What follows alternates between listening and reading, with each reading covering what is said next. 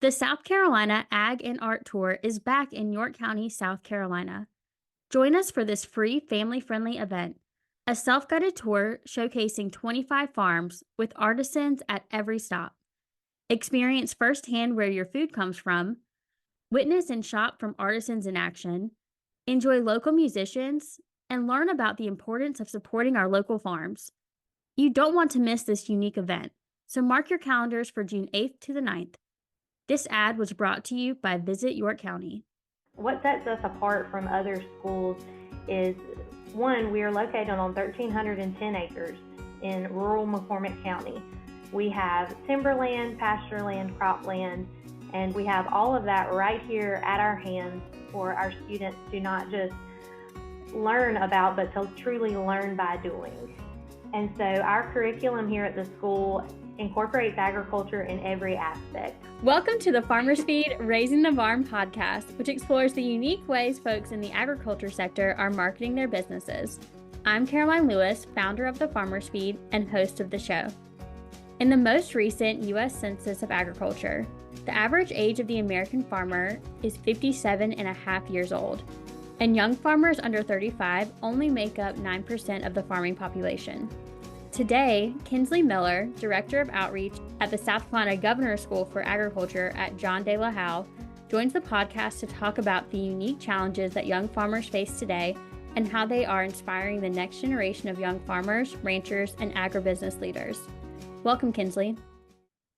Thank you, Caroline. I'm excited to be here with you today. I'm so excited as well. So I would love to start off with your background and your connection to agriculture.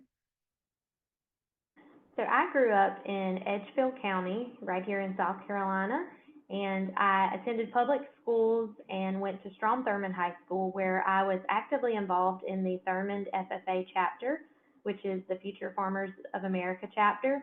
Throughout high school, I competed in several different CDEs, competitions. I held officer positions in my chapter, and that led me to decide to pursue a degree in agricultural education from Clemson University. I graduated from Clemson in 2016 with my ag ed degree and a teaching certification. And instead of taking a position as an ag teacher and going the classroom route, I actually took a full-time job at Titan Peach Farms in Ridge Springs, South Carolina. So I worked in sales and vegetable operations for Titan for several years, and being from Edgefield and living back in the community, I kept hearing these rumors about a school for agriculture that was going to open in McCormick County. Well, that's not too far down the road from me, and obviously I had that ag ed background, so it piqued my interest, and fortunately for me, it worked out that they started hiring folks for the School for Agriculture. I was able to secure a position on their staff and eventually joined their team in 2019. Amazing. So I know that the school has only been around for a handful of years, but the history of the school is, looks a lot longer than that. So can you tell us a little bit about the history of, and it is the South Carolina Governor's School for Agriculture at John De La Howe? That's right. And Caroline, as long as that name is, it is very important to us, and to understand the history of the school, we do say the full name. So even though it's probably the longest school name in history, it's one that we are very proud of. Dr. John De La Howe, which is our namesake, and that's where the John De La Howe on the end of our school name comes from, he migrated from France to Charlestown in the 1760s. He was a practicing physician from France, and he settled there in Charleston, and he eventually learned about this property, which of course back then was undeveloped, and they called it the back country. And he purchased the original property here in, back then it was Abbeville County before it broke off to become McCormick County. He purchased the original property, and upon his death in 1797, he left in his will that the school, he left the property to the state for it to become an agricultural seminary for 12 poor boys and 12 poor girls. And so we like to say that Dr. De La Howe was very forward thinking. If you look at history, 1797 was even before Clemson College was established. So for him to be using a term like agricultural seminary, or in modern day terms, agricultural education, it really shows what type of individual he was, and how he was, thinking to the future. So fast forward through history a good bit, the school has had a few different missions. It served for the majority of its history as the state's orphanage. So if you fast forward through the Great Depression era, families unfortunately would have to drop their children off here if they couldn't afford to care for them, or if a student was truly orphaned, then they would be dropped off here and grow up at, back then it was just called the John Della House School. And we still have a very active alumni association from those time periods. Those individuals, of course, are up in their 70s, 80s, and 90s, but they are still very much involved in the school, and they do a lot for our students now because they are so proud of this place. This was their home, and so, of course, they want to pour back into it. Fast forward through history a little bit more, the school served as an alternative school program for a number of years before that school was shut down in 2017. And then in 2019 is when the General Assembly opted to make the school a school for agriculture. And so that's where myself and all of my coworkers and staff and our staff and faculty come in.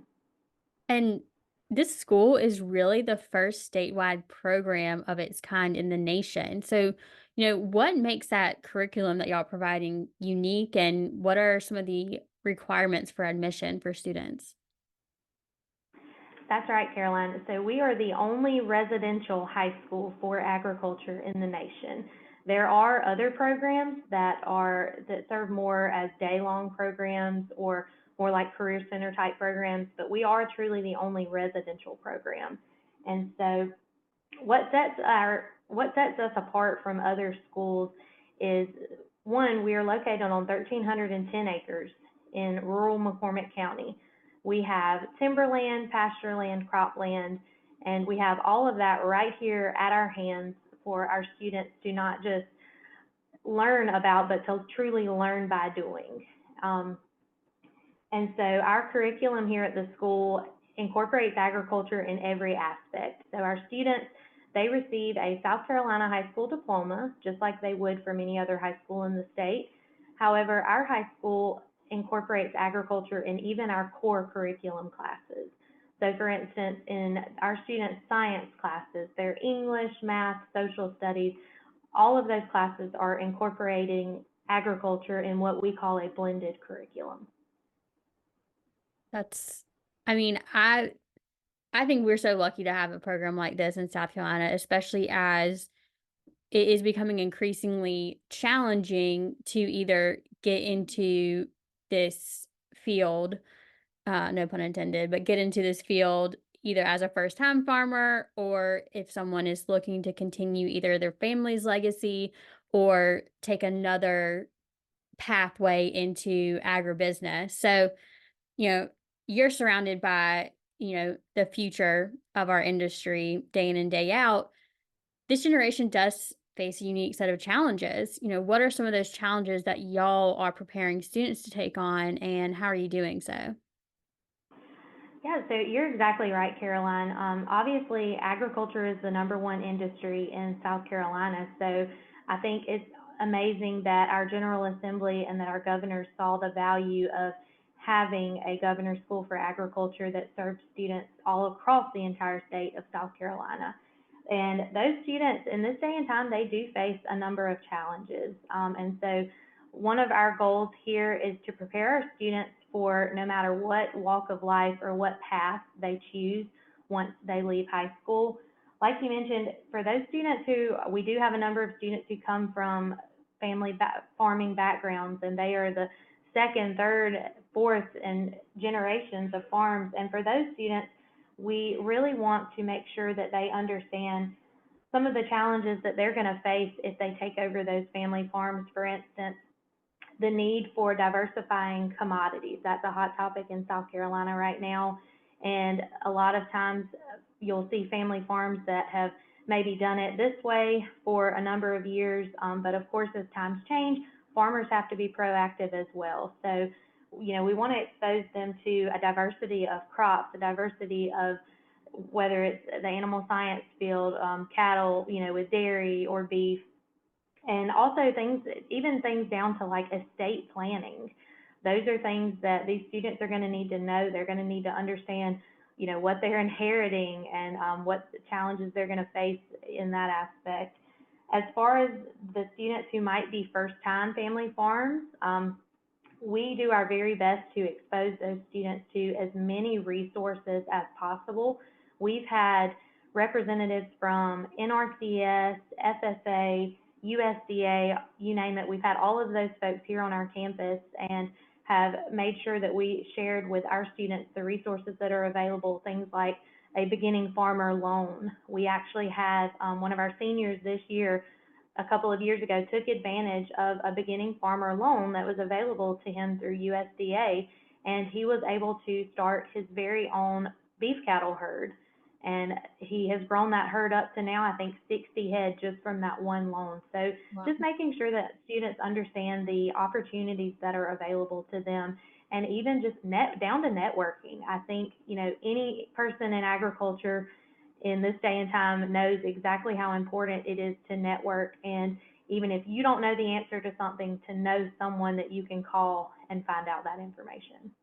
Yeah, I think that's a really great point you made too about, it's not just when you think agriculture, it's not just, students who may be going into the family farm or starting their own farm, but y'all are really training these students in all areas of agriculture, agribusiness, forestry, land management.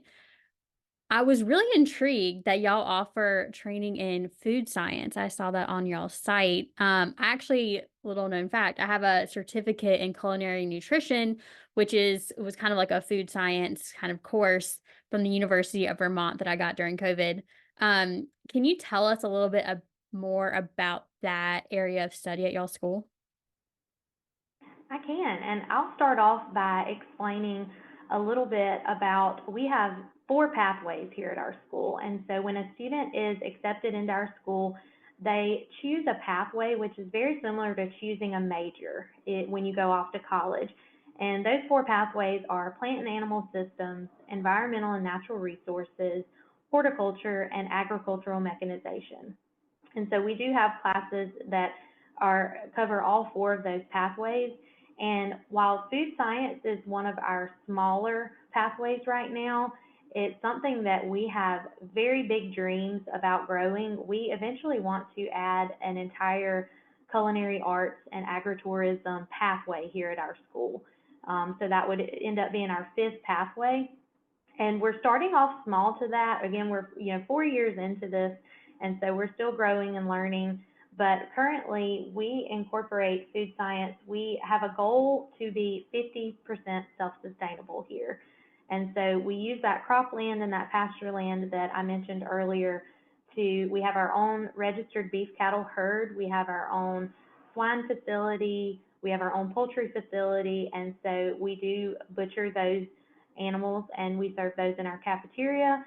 And then, of course, on the crop side, we have that horticulture program and the crop lands that we're able to grow our own crops and serve that in our cafeteria as well, to work towards that 50% self-sustainable goal.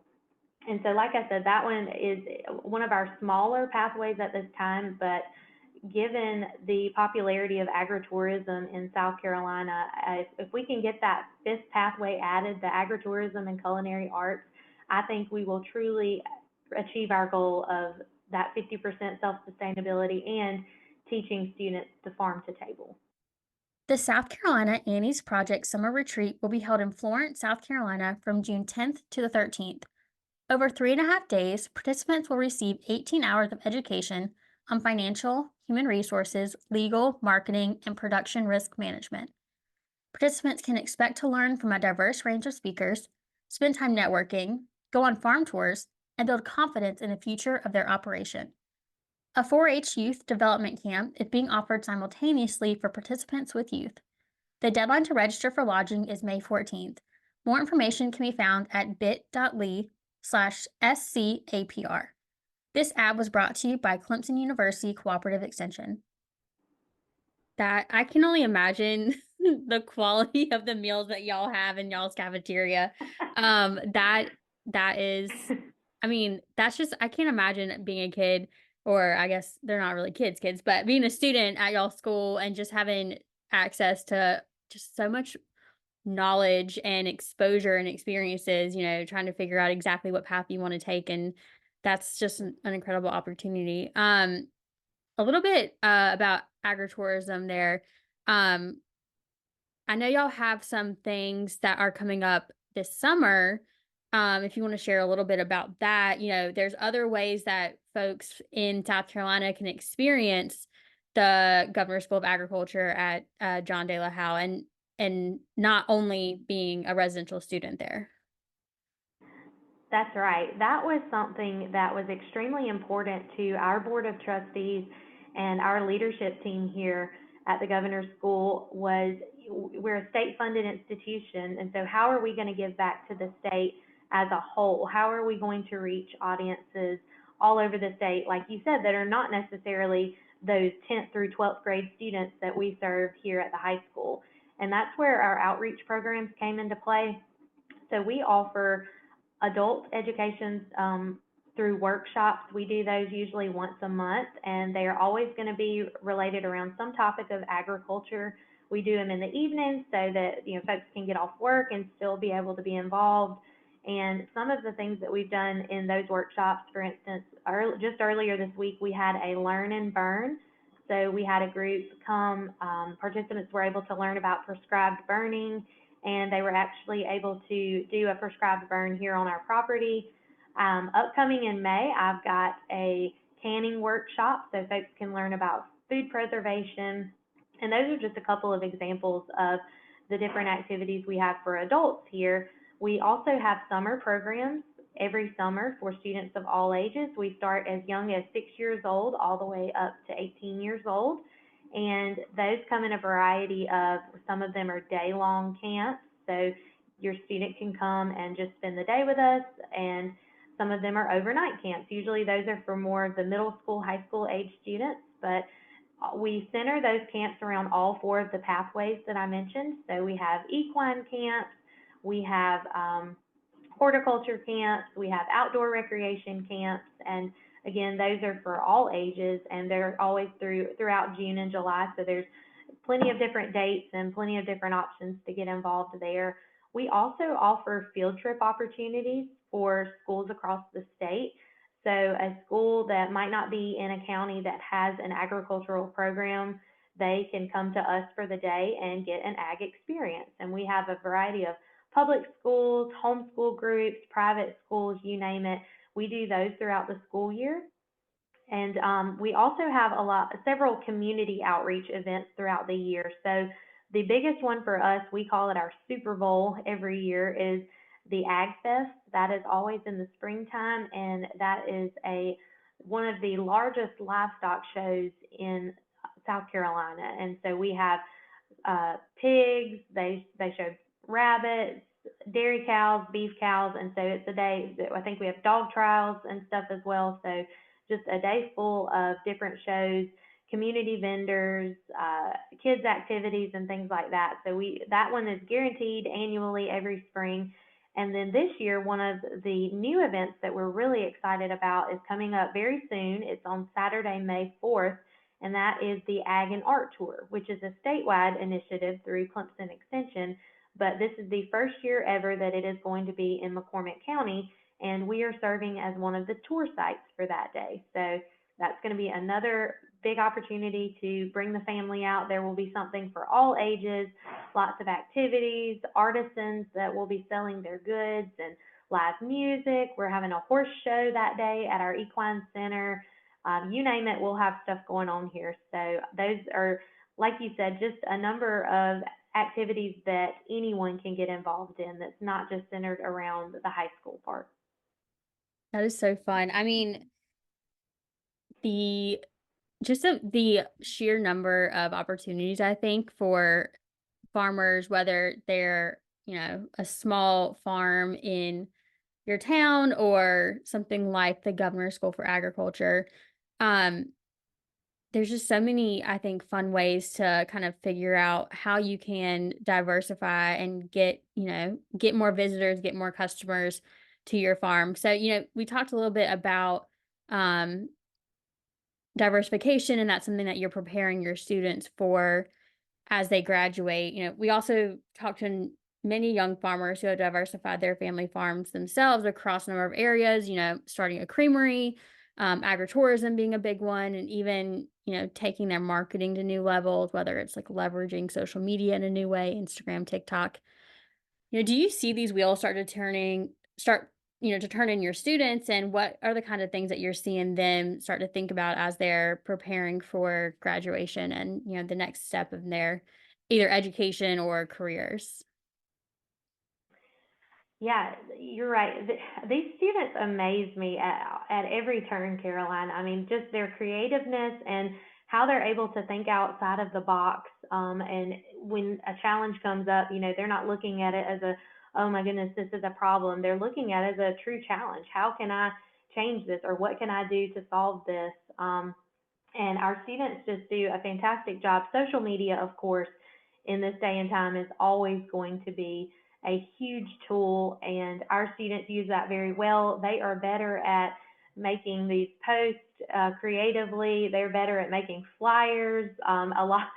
We everything we can do to have students lead different activities. We do it, and so a lot of the marketing materials that you see across our social media, those are student led. Um, they're all very creative in that sense. And even down to our students, we had a group of students who had an idea to form a podcast here at our school. They said, this is something that's new and innovative, and people can listen to this while they're going down the road. And, everybody's going to have to hop in the car and commute at some point. So why not fill, their time with agriculture? And so our students created the Carolina Field, Forest, and Stream podcast, and they are constantly inviting professionals from the industry to come in and be interviewed on that podcast. And it does one of two things. It brings people to our campus, because a lot of times rural McCormick County is off the beaten path, and you don't always just happen upon McCormick. So it gets people to step foot on our campus and to see firsthand what our students are doing, and it exposes our students to these resources, like we've already mentioned, to this networking. And so we're just very proud of how innovative they are. And again, that's all student led. That's not something that our leadership team thought of. That's something that our students thought of, and then they put in the work to make it happen. We will definitely have to link the podcast in our show notes. That way folks can check that out. I'm excited to take a listen to that. Um, as far as, thinking about, how to prepare them for success, what do you think the next generation needs most from your perspective in how to be successful in agribusiness? I think they need our support. I think, the folks who have been there and done that, a lot of times these students don't need to reinvent the wheel. When someone has already, put in time and has the experience and the knowledge, a lot of times they just need our wisdom and our guidance. We we try to prepare our students for whatever pathway they might choose after high school. We don't push 4-year degrees on every one of our students one way or the other. We don't, you know, pick one thing over the other. We try to prepare them for whatever it is that they're interested in doing, whether that be pursuing a 4-year degree or going back to the family farm and taking over the family farm, or pursuing a 2-year degree or a certificate program. We try to make sure here at the school that we expose our students to all of the resources they need for any of those paths that they choose. Well, I am so excited to hopefully visit y'all sometime this summer, maybe a workshop or just to come down and see everything y'all have going on at because it like you said, there's just like a wealth of opportunity that y'all are giving not only your students there, but everyone in South Carolina who wants to get their hands and take, dirty and have that experience that y'all are providing down there. So, If any of y'all are interested in learning more about the South Carolina's Governor's School for Agriculture at John De La Howe, you can check out their website. That is delahowe.sc.gov. I'll link that below. Or you can visit their Instagram, which is at De La Howe. And if y'all are not familiar with the Farmer's Feed, I help ag folks cultivate their marketing skills to tell their stories. You can learn more at thefarmersfeed.com or at the Farmers Feed on Instagram. I will talk to y'all soon. Thank you so much, Kinsley.